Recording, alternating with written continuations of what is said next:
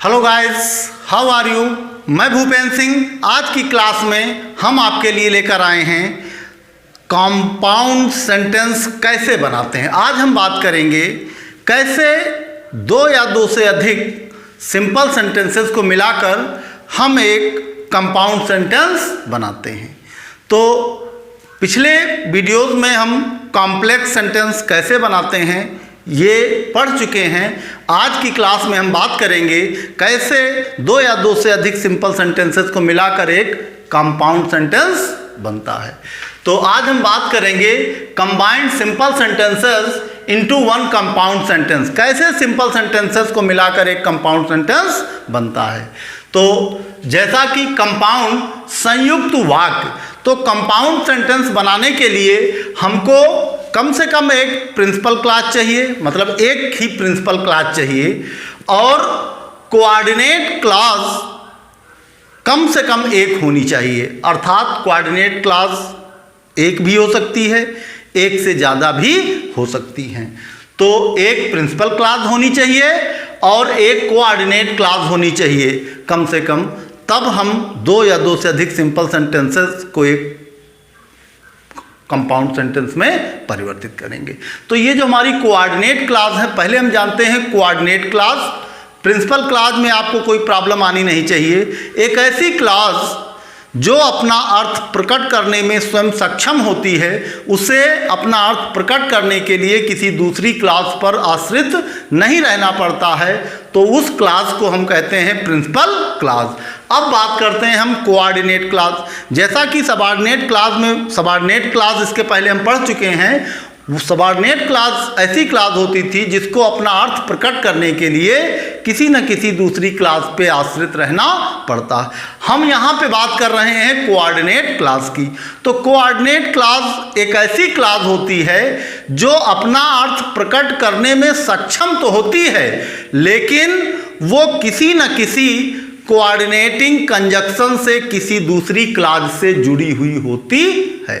तो कॉम्प्लेक्स के लिए बताया गया था कि प्रिंसिपल क्लॉज में जब सबऑर्डिनेट क्लॉज को हम जोड़ते हैं या सबऑर्डिनेट क्लॉज कंजक्शन का प्रयोग करके जब प्रिंसिपल क्लॉज में सबऑर्डिनेट क्लॉज जुड़ती है तब कॉम्प्लेक्स बनता है। आज हम बात करेंगे कि प्रिंसिपल क्लॉज में जब कोऑर्डिनेटिंग कंजक्शन का प्रयोग करके हम कोई कोऑर्डिनेट क्लॉज जोड़ते हैं प्रिंसिपल क्लॉज में, तब एक कंपाउंड सेंटेंस हमारा तैयार होता है। तो हम ये कह सकते हैं कि प्रिंसिपल क्लॉज में सबऑर्डिनेट क्लॉज जुड़ने से वो सेंटेंस कंपाउंड बनता है। अब आप कहेंगे क्या इसमें सबऑर्डिनेट क्लॉज यूज नहीं हो सकती? तो भाई बिल्कुल यूज हो सकती। यूज क्यों नहीं हो सकती? लेकिन एक कंडीशन पर, क्योंकि सबऑर्डिनेट क्लॉज यूज हो सकती है इसमें, लेकिन एक कंडीशन है सबऑर्डिनेट क्लॉज की कि वो सबऑर्डिनेट क्लॉज कोऑर्डिनेट क्लॉज से कनेक्ट होनी चाहिए। वो सबऑर्डिनेट क्लॉज प्रिंसिपल क्लॉज से कनेक्ट नहीं हो सकती। प्रिंसिपल क्लॉज से कंपाउंड सेंटेंस में जो क्लॉज कनेक्ट होगी वो होती है कोऑर्डिनेट क्लॉज। आप ये कह सकते हैं कि सबऑर्डिनेट क्लॉज प्रयोग हो सकती है, लेकिन वो सबऑर्डिनेट क्लॉज जुड़ी हुई होनी चाहिए कोऑर्डिनेट क्लॉज से। वो सबऑर्डिनेट क्लॉज प्रिंसिपल क्लॉज से जुड़ी नहीं हो सकती। एग्जाम्पल के थ्रू हम देख लेते हैं, तब क्लियर हो जाएगा कि इस सेंटेंस में या कंपाउंड के सेंटेंस में सबऑर्डिनेट क्लॉज जुड़ सकती है कि नहीं। तो जैसे एक सेंटेंस है, he came to me, he came to me, he came to me, वो मेरे पास आया। एंड ही टोल्ड मी, और उसने मुझसे कहा। And he told me that he has passed, that he has passed, that he has passed. अब ये एक ऐसा सेंटेंस है जिसमें प्रिंसिपल क्लॉज भी यूज हुई है, सबऑर्डिनेट क्लॉज भी यूज हुई है और कोऑर्डिनेट क्लॉज भी यूज हुई है। तो जैसा कि हम जानते हैं कि यहाँ पे हमारी ही केम टू मी जो है वो हमारी प्रिंसिपल क्लॉज है। ही केम टू मी हमारी प्रिंसिपल क्लॉज है। और and he told me, and he told me principal clause से जुड़ी हुई है जो वो सबऑर्डिनेट क्लॉज है, प्रिंसिपल क्लॉज से जुड़ी हुई सबऑर्डिनेट क्लॉज है। एंड ही टोल्ड मी, ये हमारी क्या है, ये प्रिंसिपल क्लॉज हुई, प्रिंसिपल क्लॉज, और ये हमारी है subordinate clause, sorry subordinate clause नहीं, ये कोऑर्डिनेट क्लॉज है, एंड से जुड़ी हुई है, और ये हमारी होगी कोऑर्डिनेट क्लॉज, ये होगी कोऑर्डिनेट क्लॉज। अब दैट ही हैज पास्ड, ये जो दैट ही हैज पास्ड है ये है हमारी सबऑर्डिनेट क्लॉज, ये हमारी सबऑर्डिनेट क्लॉज है।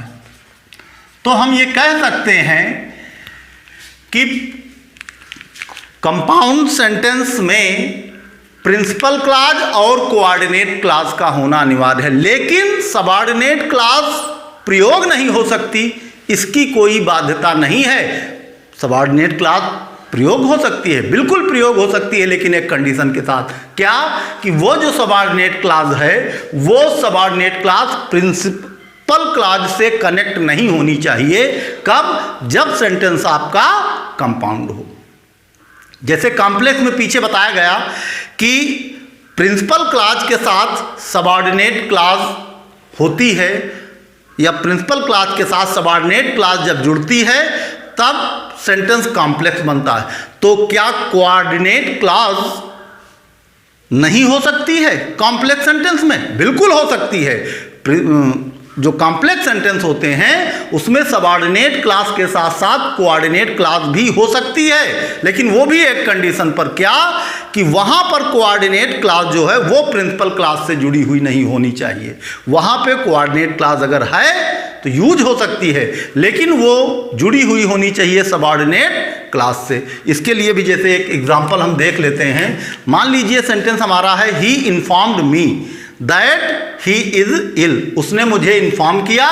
जैसे एग्जांपल के लिए हम बताए दे रहे हैं, he informed me, he informed me, he informed me, he informed me, उसने मुझे इन्फॉर्म किया that he is ill, that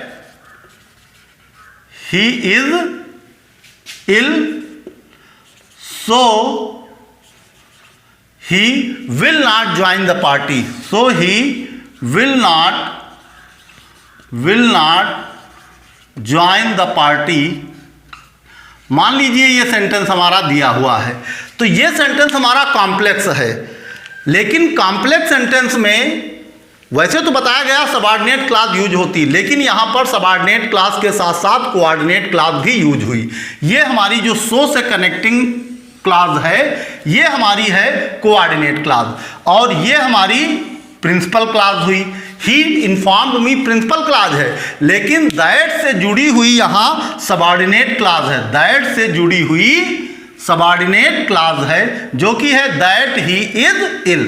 अब प्रिंसिपल क्लॉज से हमारी सबऑर्डिनेट क्लॉज जुड़ी हुई है, और सबऑर्डिनेट क्लॉज से कोऑर्डिनेट क्लॉज जुड़ सकती है कॉम्प्लेक्स सेंटेंस में भी।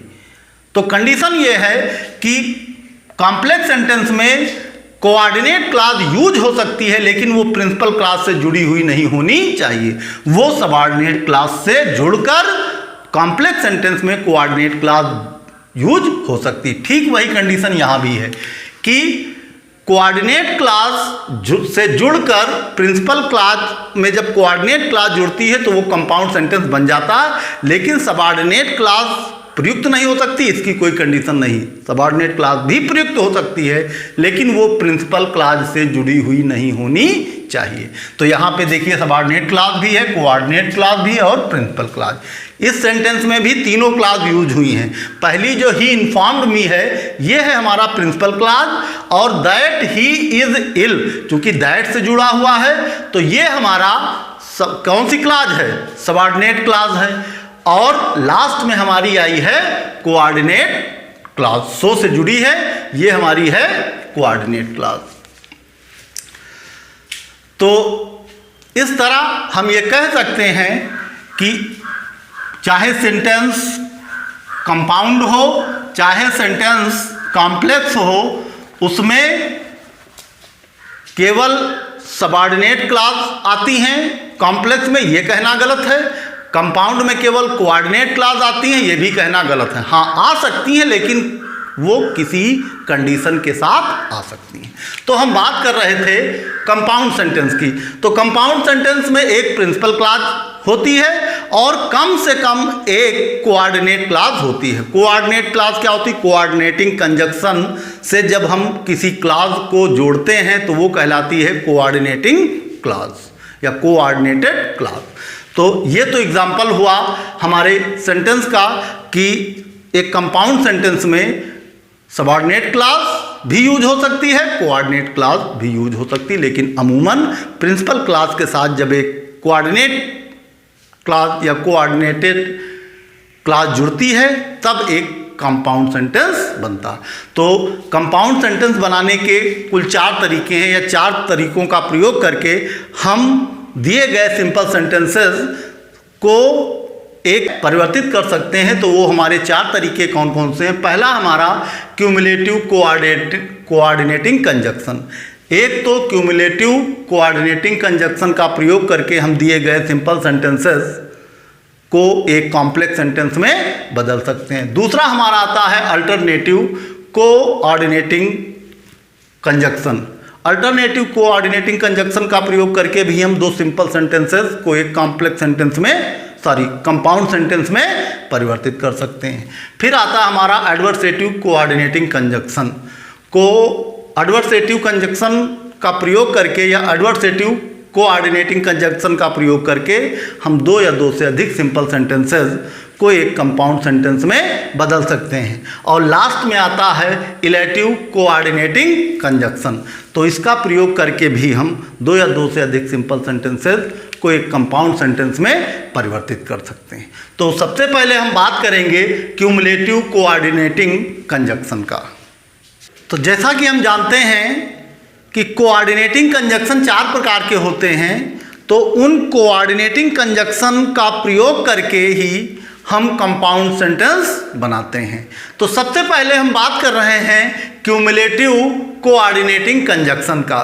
तो क्यूमुलेटिव कोऑर्डिनेटिंग कंजक्शंस का प्रयोग करके कैसे हम 2 या 2 से अधिक सिंपल सेंटेंस का प्रयोग करके एक कंपाउंड बनाते हैं, तो हमें यह पहचान ज्ञात होना अनिवार्य है कि कब हम या किन कंडीशन में हम क्यूमुलेटिव कोऑर्डिनेटिंग कंजक्शन का प्रयोग करेंगे। तो जब वाक्य दूसरे वाक्य का जोड़ हो, जब एक वाक्य दूसरे का जोड़ हो, मतलब जब दिए गए सिंपल सेंटेंस एक दूसरे के जोड़ हों, एक दूसरे का जोड़ बताएं दोनों दिए गए वाक्य, तो उस कंडीशन में हम क्यूमुलेटिव कोऑर्डिनेटिंग कंजक्शन का प्रयोग करके दिए गए सिंपल सेंटेंसेस से एक नया कंपाउंड सेंटेंस बनाते हैं।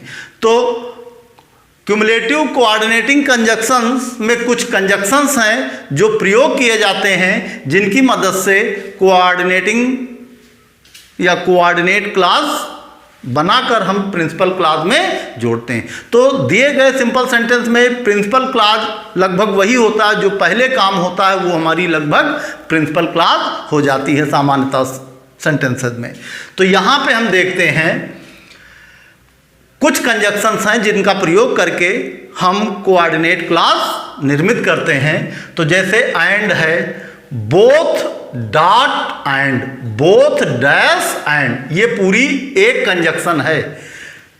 As well as, not only but also, ये कुछ कंजक्शंस हैं जिनको आपको माइंड करना है। इन कंजक्शंस का प्रयोग करके हम क्यूमुलेटिव कोऑर्डिनेटिंग कंजक्शन का प्रयोग करके या क्यूमुलेटिव कोऑर्डिनेटिंग कंजक्शंस में ये कंजक्शंस आते हैं या इन कंजक्शंस का प्रयोग होता है जिनका प्रयोग करके हम दिए गए सिंपल सेंटेंस से कंपाउंड सेंटेंस बनाते हैं।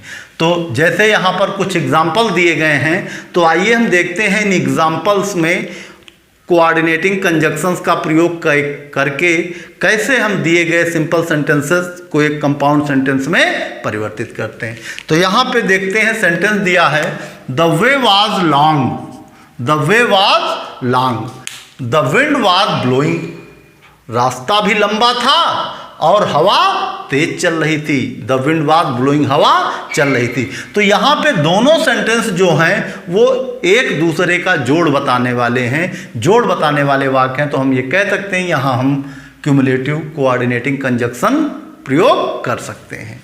तो the way was long, the way was long हमारा प्रिंसिपल क्लॉज हम इसको बना लेते हैं। अमूमन जो कार्य पहले होता वही प्रिंसिपल क्लॉज हो जाती। तो हमारी प्रिंसिपल क्लॉज किसको बनाते हैं हम? The way was long.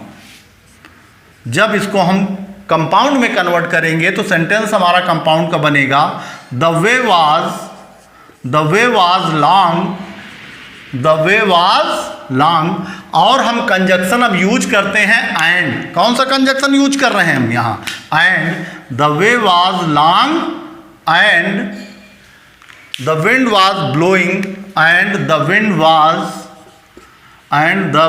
Was blowing, wind was blowing. और इस तरह दिया हुआ जो सेंटेंस है ये हमारा कन्वर्ट हुआ किसमें? कंपाउंड सेंटेंस में। ये सेंटेंस हमारा कंपाउंड में परिवर्तित हो गया। दूसरा सेंटेंस देखते हैं, अ morning walk is useful, it is refreshing. तो जो मॉर्निंग वॉक है वो लाभदायक है और ये रिफ्रेश करने वाली है, मतलब तरोताजा करने वाली। मॉर्निंग वॉक जो है वो लाभदायक तो है ही, साथ साथ इट इज रिफ्रेशिंग, ये तरोताजा करने वाली भी है।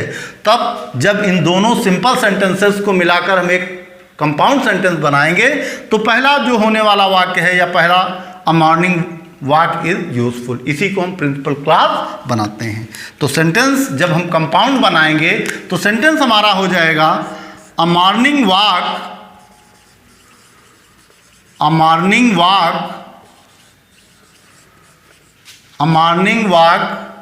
Is useful as well as. अब हम यहां पे कंजक्शन कौन सा प्रयोग कर रहे हैं? एज वेल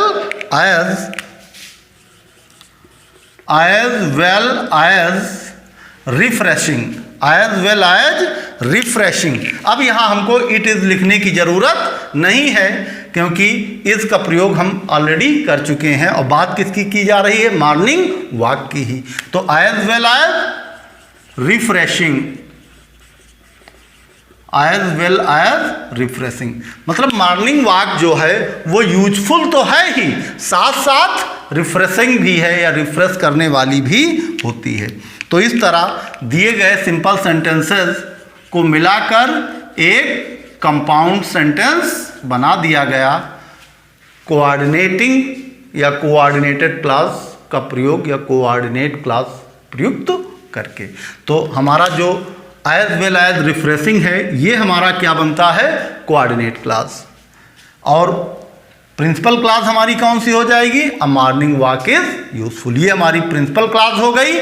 और कंजक्शन से जुड़ने के बाद का जो पोर्शन है, जैसे यहाँ एंड के बाद का पोर्शन क्या कहलाएगा? कोऑर्डिनेटिंग या कोऑर्डिनेटेड क्लॉज, कोऑर्डिनेट क्लॉज। यहाँ एज वेल एज रिफ्रेशिंग क्या है? Coordinate clause.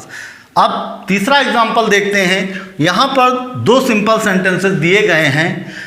He was punished, वो दंडित किया गया। ही वॉज फाइंड, और केवल दंडित नहीं किया गया, दंडित तो किया गया और ही वॉज फाइंड, उसको फाइन भी उस पर किया गया, अर्थात उस पर अर्थदंड भी लगाया गया। तब दोनों सिंपल सेंटेंस जो हैं एक दूसरे का जोड़ बताने वाले हैं। तो हम ये कह सकते हैं यहाँ हम क्यूमुलेटिव कोऑर्डिनेटिंग कंजक्शन प्रयुक्त कर सकते हैं। तब जब इस सेंटेंसेस को आपस में मिलाकर हम एक कंपाउंड सेंटेंस बनाएंगे तो सेंटेंस हमारा बनेगा ही was not only punished but also find. He was not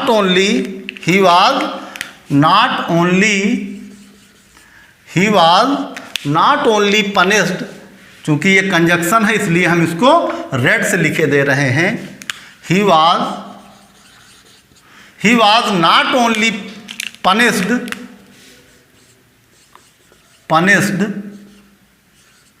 he was not only punished but also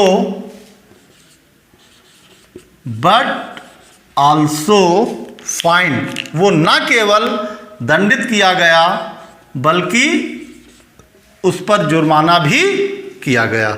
तो ही was not only punished but also fine, उस पर न केवल उसको दंडित किया गया बल्कि उस पर फाइन भी किया गया, उसको जुर्माना भी उस पर रख दिया गया।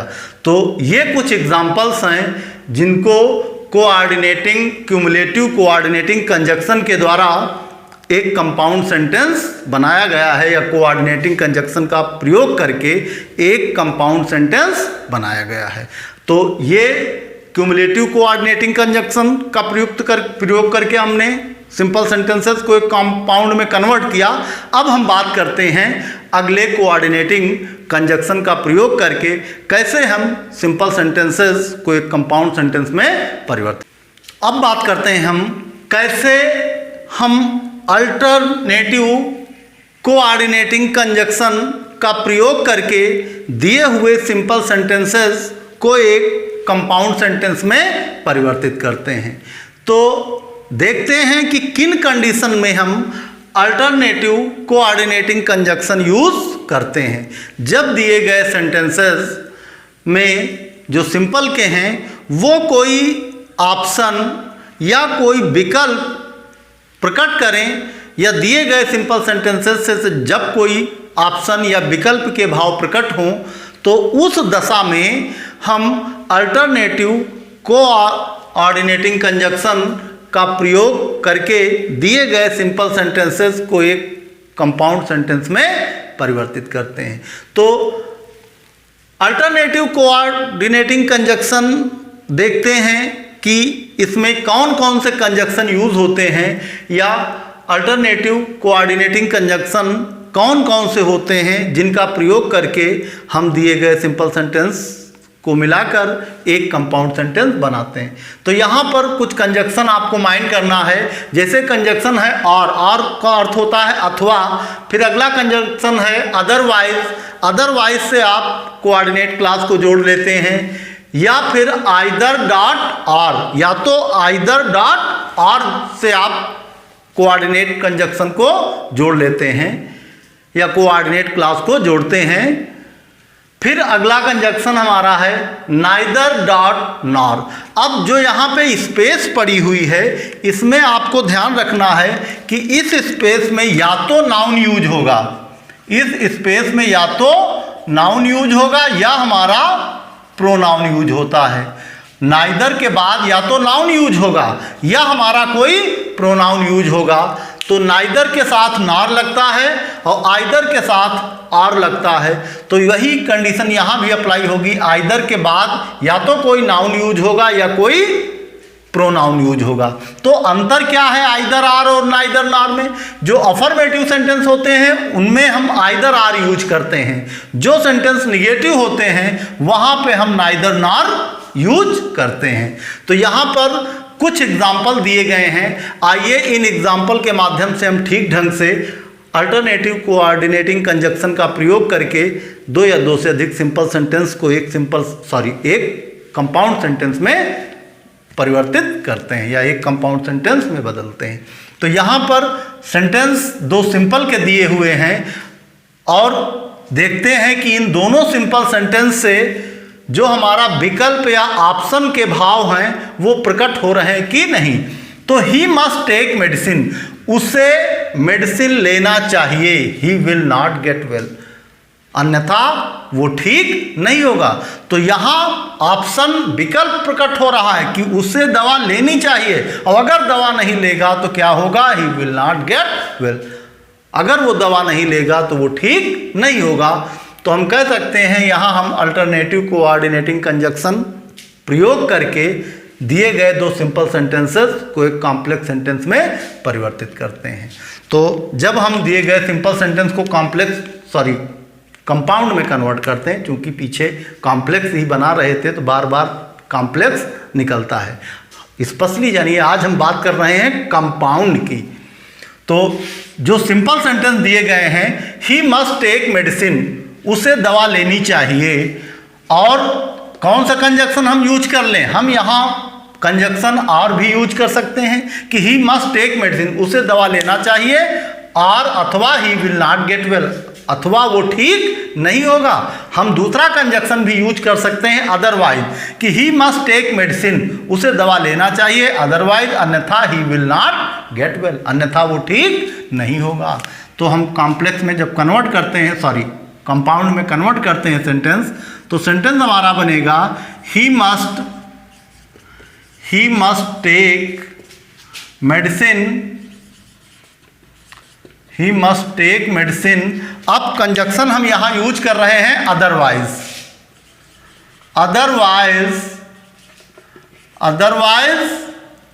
ही will not get well, otherwise he will not get well. और इस तरह जो हमारे दो सिंपल सेंटेंस दिए गए थे, उन सिंपल सेंटेंस को मिलाकर हमने एक कंपाउंड सेंटेंस बना दिया। इस तरह हमारा ये कंपाउंड सेंटेंस बन गया। अगला एग्जांपल देखते हैं। यहाँ पर जो सिंपल सेंटेंस है उनकी संख्या 3 है। यहाँ पे 3 सिंपल सेंटेंस दिए गए हैं। द एनिमल में बी अ फिश, एनिमल जो है वो एक फिश हो सकती है। इट में बी अ सरपेंट, वो एक सरपेंट, सरपेंट कहते हैं रेंगने वाले, जमीन पर लेटकर चलने वाले जीवों को। इट में बी अ सरपेंट, वो एक सरपेंट हो सकता है। It must be one of them, या ये इन दोनों में से कोई एक हो सकता है। तो जब इन तीनों सेंटेंस को मिलाकर हम एक कंपाउंड सेंटेंस में बनाएंगे इसको, तब सेंटेंस हमारा बनेगा कि द एनिमल। अब हम यहाँ आइदर और कौन सा कंजक्शन यूज करेंगे? आइदर के साथ आर का। तो जैसा कि बताया है कि आइदर और आर के बीच में या तो नाउन यूज होगा या प्रोनाउन यूज होगा। तब जब इस सेंटेंस को मिलाकर हम कंपाउंड बनाएंगे तो हमारा सेंटेंस बनेगा the animal is either a fish, the animal is either, the animal is either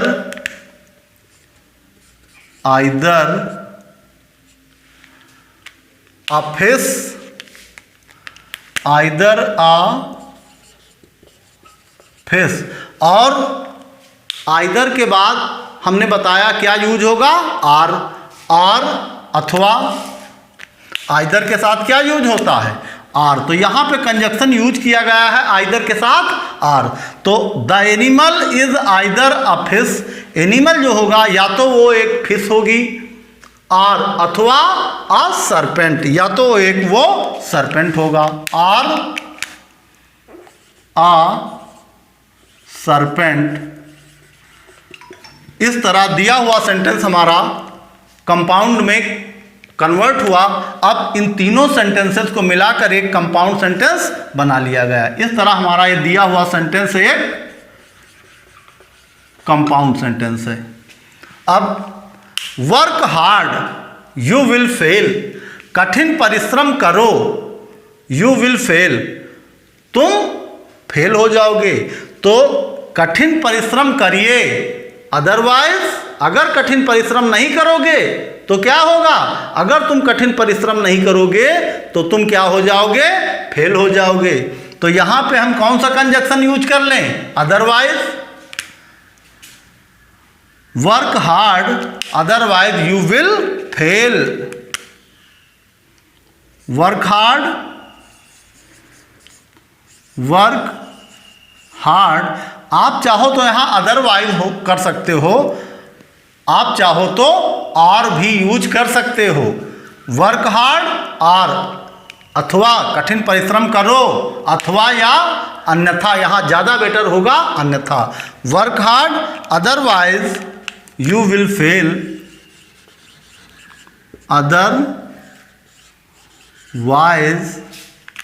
अन्यथा you will fail, you will fail, और इस तरह दिया हुआ सेंटेंस हमारा कन्वर्ट हुआ है एक कंपाउंड सेंटेंस में। जो दिए गए दो सिंपल सेंटेंस थे उनको कन्वर्ट कर दिया गया एक कंपाउंड सेंटेंस में by using alternative coordinating conjunction. अब नेक्स्ट सेंटेंस जो दिया गया है वो हमारा निगेटिव का है। तो जैसा कि बताया गया था, अफर्मेटिव या जो अफर्मेटिव सेंटेंस होते हैं उनके साथ आइदर के साथ आर यूज करता है, और अगर सेंटेंस हमारा निगेटिव होता है तो उस कंडीशन में हम नाइदर के साथ नार यूज करते हैं, और जो स्पेस होती है उसमें हमारा या तो कोई नाउन यूज होगा या हमारा कोई प्रोनाउन यूज होगा। तो I did not go to Delhi, मैं दिल्ली नहीं गया। My brother did not go to Delhi, और मेरा भाई भी दिल्ली नहीं गया। मतलब न मैं दिल्ली गया और ना मेरा भाई दिल्ली गया। तो यहाँ हम नाइदर के साथ किसका यूज करेंगे? नार का। तो neither I nor my brother went to Delhi, neither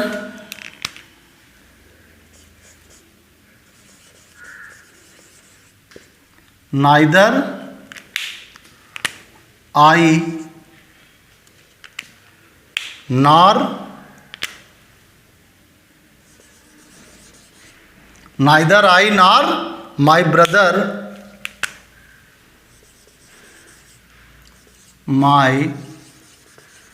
अब ये चूंकि सेंटेंस जो है ये पास्ट इंडेफिनिट में है और हम नाइदर यूज कर चुके हैं, नाइदर ऑलरेडी निगेटिव की पहचान है, तो यहाँ हम नॉट का प्रयोग नहीं करेंगे। Neither I nor my brother went to Delhi, ना तो मैं और ना मेरा भाई दिल्ली गया। तो यहाँ नाइदर के साथ नार यूज किया गया है, और इस तरह अल्टरनेटिव कोऑर्डिनेटिंग कंजक्शन की मदद से दिए गए सिंपल सेंटेंसेस को हम एक कंपाउंड सेंटेंस में परिवर्तित किए। तो आज की क्लास में हमने बात की कैसे हम क्यूमुलेटिव कोऑर्डिनेटिंग कंजक्शन का प्रयोग करके सिंपल सेंटेंस से कंपाउंड बनाते हैं, कैसे हम अल्टरनेटिव कोऑर्डिनेटिंग कंजक्शन का प्रयोग करके सिंपल सेंटेंस से कंपाउंड सेंटेंस बनाते हैं। तो आज के लिए इतना ही। नेक्स्ट क्लास में हम बात करेंगे जो बचे हुए कोऑर्डिनेटिंग कंजक्शन हैं उनकी मदद से कैसे हम दिए गए सिंपल सेंटेंसेस को एक कंपाउंड सेंटेंस में परिवर्तित करते हैं। तब तक के लिए नमस्कार, थैंक यू।